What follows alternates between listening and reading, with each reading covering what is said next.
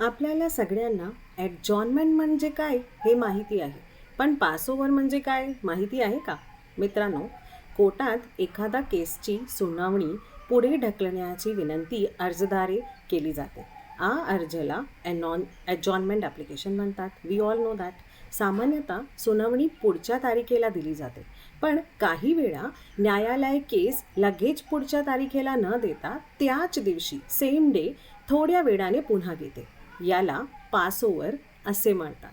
उदाहरणार्थ, सकाळी केस बोलावली गेली आणि वकिलीला थोडी वेळ हवा असेल तर न्यायाधीश ती केस दुपारच्या सत्रात पुन्हा ठेवू शकतात. सो ॲडजॉर्नमेंट म्हणजे सुनावणी पुढच्या तारखेला जाणे आणि पासओव्हर म्हणजे सुनावणी त्याच दिवशी नंतर लेटर अवर्सला घेणे जाते.